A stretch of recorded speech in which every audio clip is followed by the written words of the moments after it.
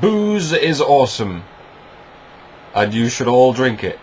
Oh, okay, I'm speaking specifically to people who already drink, or who haven't tried it yet. Why would I recommend such a thing? Well, I'll tell you why. Because booze makes you feel younger.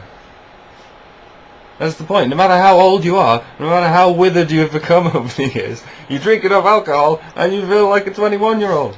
Or when you adjust to whatever age you were at when you're doing whatever the fuck you wanted. It works. It makes you act like you want to act. It makes you do what you want to do. If you deep down just want to be a dick, you'll act like a dick when you're drunk. If deep down you just want to fuck, then you'll get just all horny and shit when you're drunk. Look, I'm all for legalising all drugs, and I'm happy to point out that alcohol is one of the more dangerous ones. But I will not have it said that it is a bad drug. It's an awesome drug. It's not popular because it's bad, it's popular because it's good. It makes you do what you want to do. What the fuck more do you want from a drug?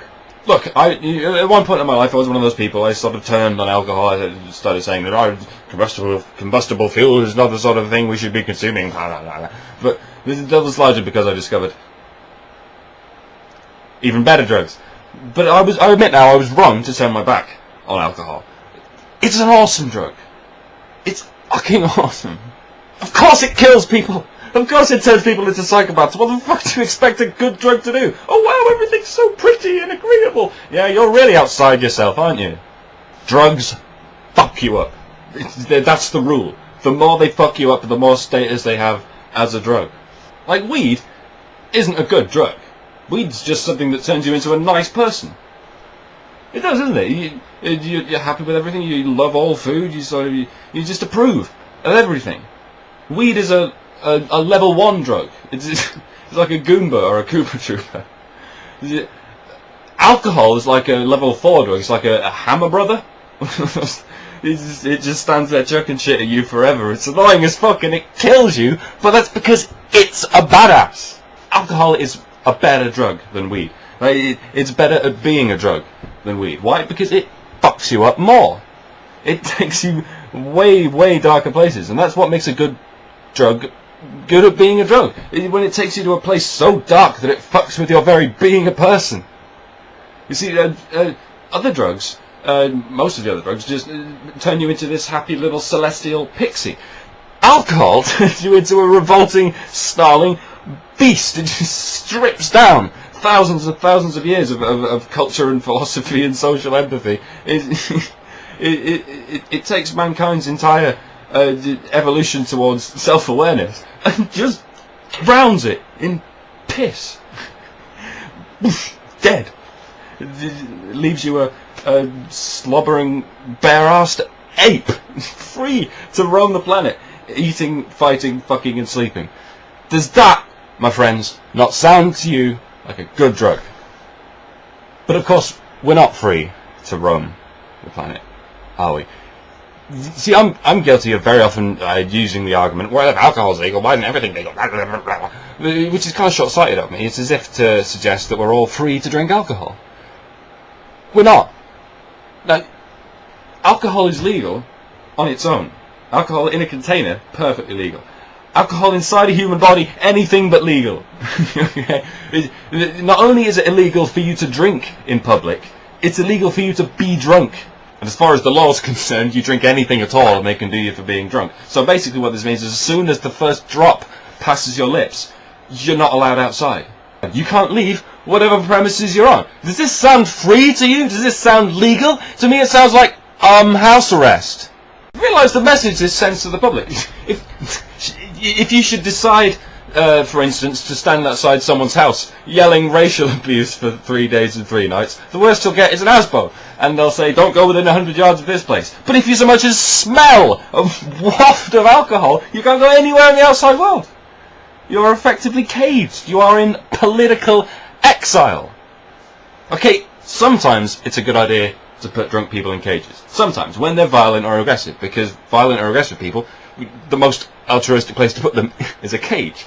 But putting all drunk people in cages, all of them, you're not allowed to drink unless you're already in a cage. Does that not sound a bit fucking reactionary to you? Oh, this guy might get aggressive, let's put him in a cage. Don't put me in a cage. See, he's getting aggressive. You can get aggressive, you can put him in a fucking cage.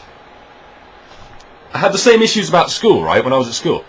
See, not only has this system decided that drinking is something best done in a cage, it's decided learning is something best done in a prison. Schools are prison. No, school is a prison. It's exactly like a prison, except the food isn't free, and it's worse. Alright, it's not exactly maximum security, but it's still a secured facility. Children are obliged to go there, and they're not allowed to leave. They're punished if they leave without permission. And they're punished severely for truanting, for not going in the first place. You are hereby formally charged with refusing to be imprisoned. Imprisoned for a crime you didn't commit or were even charged with. No fair trial, no hearing, not even a bloody accusation. At least the people in Guantanamo Bay were there because they might have been associated with an associate of someone who might commit a crime. In school, you're there for literally nothing. In fact, if you do anything criminal, you get expelled. And you're not allowed in school. You're effectively freed from this prison when you break the law. It's a prison exclusively for law-abiding children. And okay, they don't get waterboarded, but you want to talk about torture. Waterboarding is a walk in the park. Waterboarding is a chocolate-flavoured blowjob compared with this. Compared with 13 years of taking the infinitely beautiful art of learning and systematically turning it into this tedious, laborious, hellscape nightmare vision that leaves you a charged shell of a mind that never wants to learn another goddamn thing as long as it lives. And we act surprised when kids go running around on the streets fucking things up. You put them in a cage for 8 hours a day. Every day. You take the best hours of their day for the best years of their lives. What the fuck do you think they're going to do with the tiny sliver of freedom they got left? They're going to try desperately to have an impact on the outside world, to feel like they matter, to try and soak up as much as possible of nature, of society, of life outside the fucking box. Kids may be stupid, but they're smart enough to know that being kept in a box against your will is a sucky way to live. And yet this is coming from someone who can't stand kids, right? Can't stand them. To me, they're just people who aren't people yet. And they generally suck at being people. You know, even before they go to school, they suck at being people. And obviously, education is important and socialising is important, but I think surely it's more important that they want to learn and want to socialise. And all schools really do is force them to learn. And by throwing them all together, effectively forces them to socialise. And no one ever ends up wanting to do something they've been institutionally forced to do, apart from through some kind of masochistic Stockholm Syndrome slave mentality. Fuck my mind! Fuck my mind right out of me! I am not a person! And that doesn't sound healthy to me. Look, I don't have a solution, alright? I don't know what we're going to do about the fucking kid situation, but surely there's something bad about putting well-behaved kids in a prison and subjecting them to the same conditions as prisoners. Because what kids learn about breaking the law is this. If you break the law, we will take you out of the building you're in. Do go on. Yeah, and we just might transfer you to another building where the food is free, the uniforms are comfortable, you don't have to learn jack shit or prove your intelligence to anyone. We keep you indoors at night rather than keeping you indoors during the day.